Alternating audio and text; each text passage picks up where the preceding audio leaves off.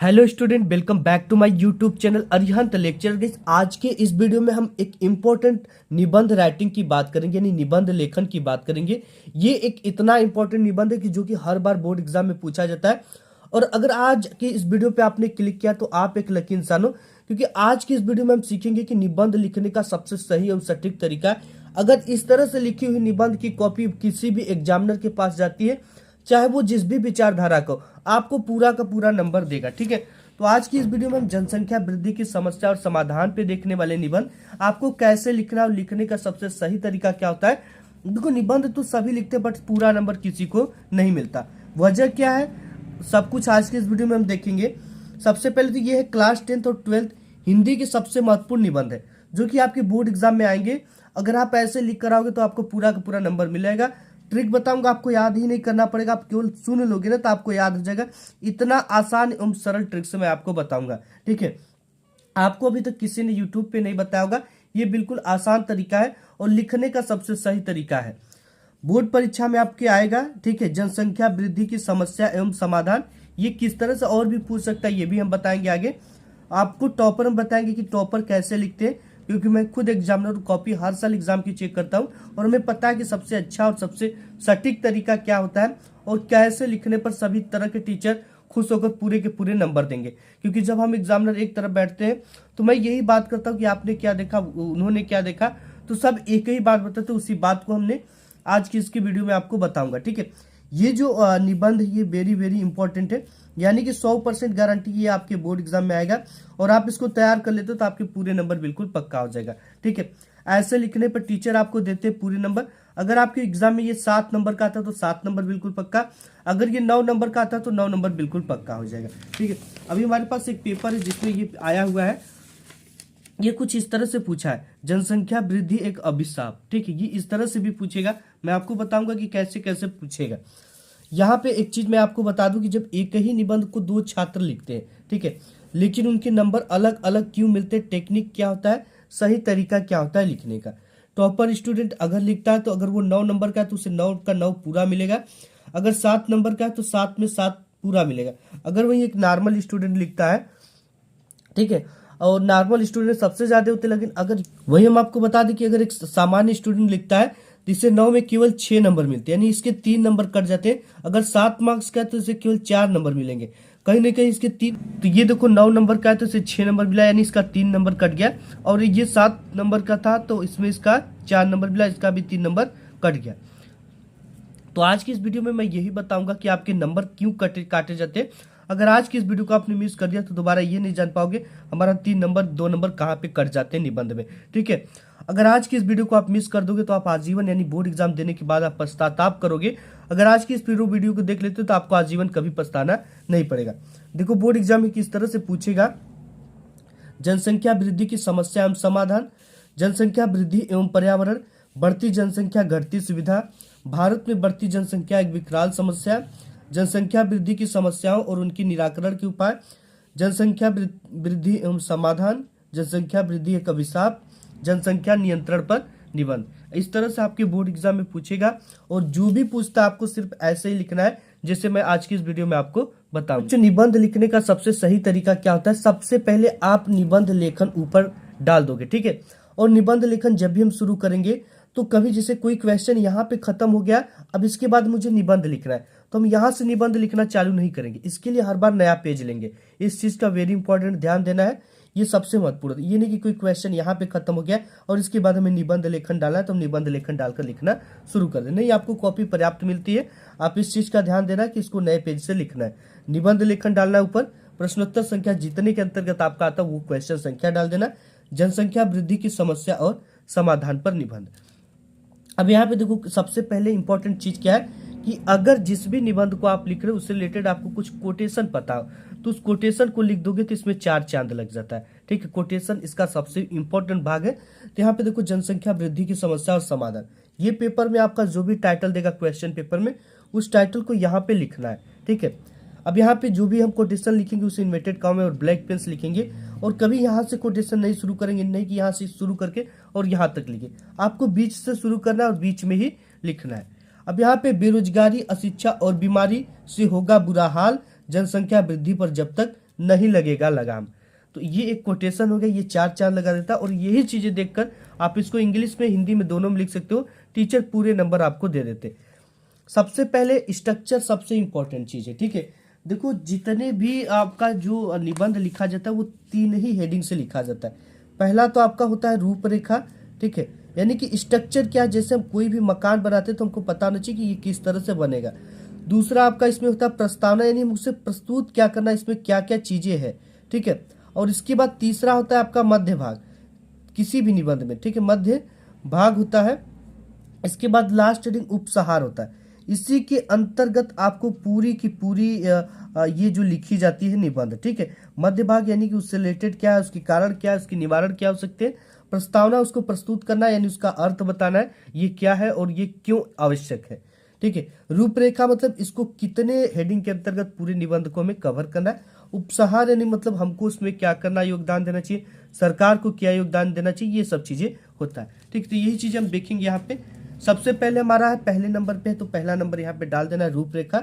रूपरेखा में क्या है कि प्रस्तावना, भारत में जनसंख्या वृद्धि, जनसंख्या वृद्धि से हानि, जनसंख्या वृद्धि को रोकने का उपाय, लास्ट हेडिंग आपका उपसहार है। यानी इतने हेडिंग के अंतर्गत हम इस पूरे निबंध को देखने वाले हैं। अब इसके बाद पहली हेडिंग हमारी क्या है, प्रस्तावना है। तो यहाँ पे हमने पहला नंबर पे प्रस्तावना डाल दिया। देखो प्रस्तावना में देखो लिखना कैसे है कि जनसंख्या किसी भी देश अथवा राज्य का प्रमुख तत्व है। भाई है, जब तक जनसंख्या नहीं है तब तक उस राज्य का नामो निशान नहीं है, ठीक है। तो इसीलिए उसका एक प्रमुख तत्व है। जनसंख्या किसी भी देश अथवा राज्य का एक प्रमुख तत्व है एवं उसके बिना किसी भी राज्य एवं जाति की कल्पना भी नहीं की जा सकती है। जनसंख्या की वृद्धि का यह दानव आज संपूर्ण, अब नेक्स्ट भाग में देखते हैं, आज संपूर्ण विश्व के सम्मुख मुख फैलाकर खड़ा है, ठीक है। यानी कि जो जनसंख्या वृद्धि का आज दानव है, ये आज संपूर्ण विश्व के सामने अपना मुंह फैलाकर खड़ा है, क्योंकि जिस गति से जनसंख्या में वृद्धि हो रही है वह अत्यंत चिंता का विषय है। यानी कि आज के समय में जिस गति से जनसंख्या वृद्धि हो रही है, कहीं ना कहीं आने वाला समय में हमारे लिए बहुत बड़ा संकट खड़ा हो सकता है। अब दूसरे नंबर पे था कि भारत में जनसंख्या वृद्धि, ठीक है। यहाँ पे था दूसरे नंबर पे क्या था, भारत में जनसंख्या वृद्धि। इस हेडिंग को हमें डालना है यहाँ पे, भारत में जनसंख्या वृद्धि। इसको ब्लैक पेन से लिखेंगे और इसके नीचे अंडरलाइन जरूर रहना चाहिए। यहाँ पे है कि भारत की जनसंख्या में बहुत ही तीव्रता से बढ़ोतरी हुई है, ठीक है। आप देख रहे हो कि कहीं 1947 का आंकड़ा देख लो, आज का आंकड़ा देख लो, कितनी ज्यादा जनसंख्या में वृद्धि हुई है। यही नहीं, आज भारत विश्व का सबसे ज्यादा आबादी वाला देश भी बन चुका है। भारत की जनसंख्या में बहुत ही तीव्रता से बढ़ोतरी हुई है, जिसके कारण भारत की आर्थिक स्थिति दिन प्रतिदिन खराब होती जा रही है। भारत में जनसंख्या के कुछ विशेष कारण इस प्रकार है। देखो जनसंख्या बढ़ने के कुछ विशेष कारण इस प्रकार है। अशिक्षा, सबसे पहले तो अशिक्षा है, लोगों के पास ज्ञान नहीं है, ठीक है। अब मेडिकल चीजों का ज्ञान नहीं है। अशिक्षा से होता क्या है कि अशिक्षा उनके पास नहीं है कि हाँ एक बालक को हमने कर लिया तो उसके अंतराल पे 5 साल का गैप दे दे, 6 साल का गैप दे दे, जिससे उस बच्चे का मानसिक रूप से भी सेवा अच्छे से हो सके। और हम 2 ही बच्चों का करेंगे तो हम उसका पालन पोषण भी अच्छे से कर सकते हैं। रूढ़िवादिता है, ठीक है, धर्मों में विश्वास है, और कुछ इस तरह के लोग हैं कि हमें बढ़ाना ही बच्चे का है, ठीक है। और यहाँ पे भारत की जो जलवायु है ये गर्म जलवायु है, जिससे कि जो लड़के और लड़कियां होते हैं काफी ज्यादा पहले प्रौढ़ हो जाते हैं और बच्चे के जन्म देने के लिए तैयार हो जाते हैं, ठीक है। ये सब इंपॉर्टेंट चीज है कि यहाँ पे की जो जलवायु है ये गर्म जलवायु है।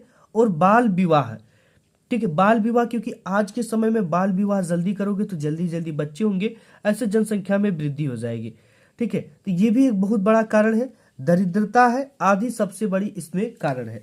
अब यहाँ पे नेक्स्ट है कि हमारे देशवासी जनसंख्या की वृद्धि से होने वाले नुकसानों के प्रति आज भी लापरवाह है। उनको ये नहीं पता है कि इतने बच्चे हो जाएंगे तो उसका पेट भरना पड़ेगा, उसके लिए मतलब कि काम करना पड़ेगा, हमें शिक्षा की व्यवस्था नहीं हो सकती, उसका पालन पोषण अच्छे से नहीं हो सकता।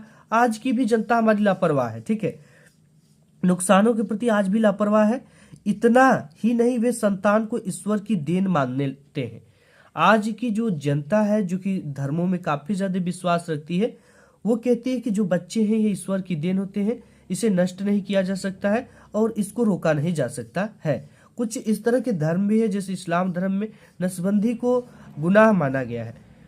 ठीक है, तो ये सब चीजें भी जनसंख्या वृद्धि के बहुत बड़े कारण है। संतान को ईश्वर की देन मानते हैं, हुए उस पर नियंत्रण करना पाप मानते हैं। ठीक है, जो संतान है उसको ईश्वर की देन मानते हुए उस पर नियंत्रण करना पाप समझते हैं।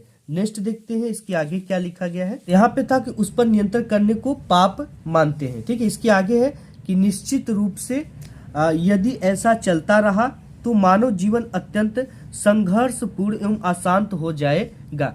ठीक है, सही बात है भाई। अगर ऐसे ही चलता रहे तो आने वाले समय में देखो, आज कहीं भी कुछ भी हो जाता है, भगदड़ हो जाता है, उसमें 10 लोग, 15 लोग, 20 लोग, 100 लोग तक मर जाते हैं। तो कहीं ना कहीं जनसंख्या के यह अभिशाप है। तो निश्चित रूप से यदि ऐसा चलता रहा तो मानव जीवन अत्यंत संघर्षपूर्ण एवं अशांत हो जाएगा।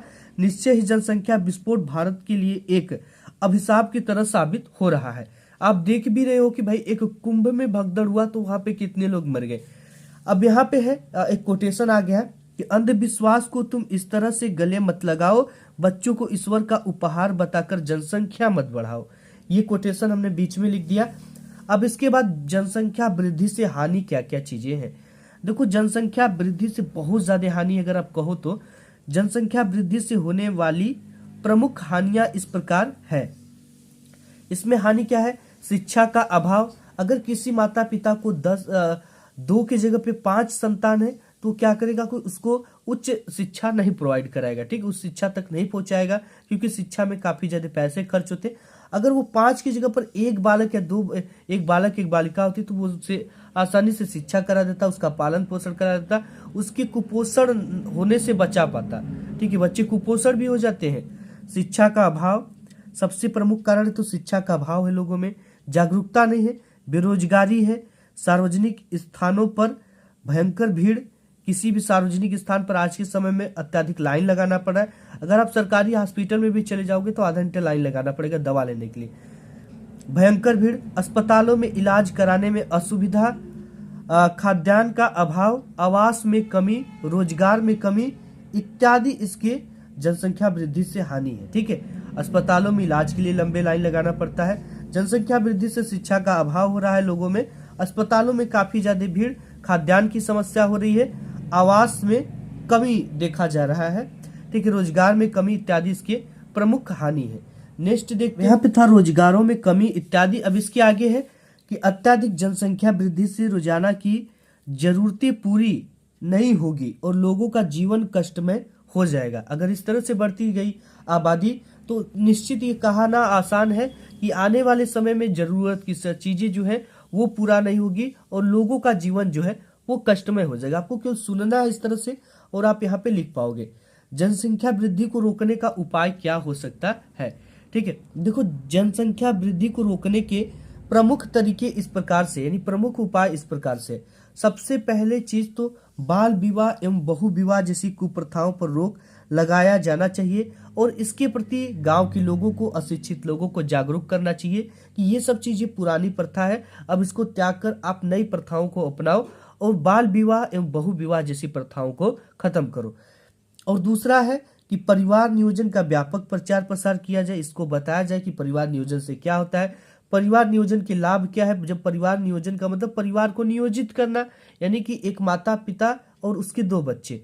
तो यहाँ पे अगर हम परिवार को नियोजन करेंगे, इसके लाभ क्या है, इसे शिक्षा दी जा सकेगी, बच्चे का देखभाल अच्छी तरीके से होगा, उसका मानसिक शारीरिक विकास होगा अच्छी तरीके से। ये सब चीजें बताया जाना चाहिए।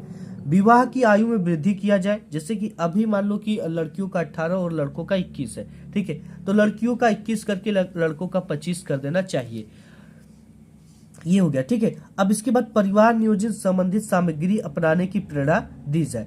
ठीक है, तो यहाँ पे है कि परिवार नियोजन से संबंधित जो सामग्री है उसको अपनाने की प्रेरणा दी जाए, उसको बताया जाए कि हाँ, इसको अपनाने से परिवार नियोजित हो जाते हैं, इससे ठीक है परिवार नियोजन का खतरा कम रहता है। ये सब चीजें जो उपकरण है उसको बताया जाना चाहिए। अधिक बच्चों को जन्म देने वाले माता पिता को सरकारी योजनाओं से वंचित किया जाना चाहिए। ये सरकार को एक नियम लगाना चाहिए, जिसके घर में 3 से ज्यादा बच्चे हैं उनको सरकारी कोई भी लाभ नहीं मिलेगा, ना ही सरकारी नौकरी मिलेगी, ना ही सरकारी राशन मिलेगा, ना ही अदर कोई स्कॉलरशिप वगैरह कुछ ही मिलेगा। ठीक है, तो इस तरह से ये अगर योजनाएं लाई जाती है तो इन फ्यूचर इस पे नियंत्रण किया जा सकता है। ठीक है, नेक्स्ट देखते हैं इसके आगे। अब यहाँ पे योजनाओं से वंचित किया जाए। ठीक है, इसके बाद जो लास्ट हेडिंग हमारी है उपसहार की है। अब देखो इसमें क्या लिखा गया है कि इस समस्या के संबंध में हम सबको प्रयास करना चाहिए और छोटा परिवार सुखी परिवार के बारे में लोगों को जागरूक करना चाहिए कि अगर आपका परिवार सीमित होगा तो आपका जो स्वास्थ्य होगा वो सीमित होगा और आप सुखी होंगे के बारे में लोगों को जागरूक करना चाहिए। जनसंख्या वृद्धि से हानि के बारे में अशिक्षित लोगों को जागरूक करना चाहिए कि इससे हमारे नुकसान होंगे, इससे आपकी पढ़ाई के खर्च बढ़ेंगे, आपको ज़्यादा मेहनत करने पड़ेंगे।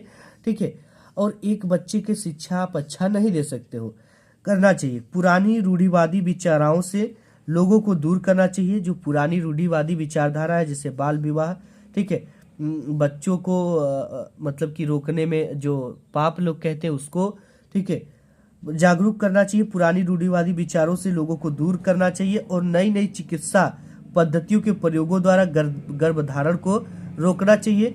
इन सब तरीकों से हम इस खतरनाक समस्या से बच सकते हैं, उबर सकते हैं। इस तरह से आपको जनसंख्या वृद्धि की समस्या और समाधान पर निबंध लिखना।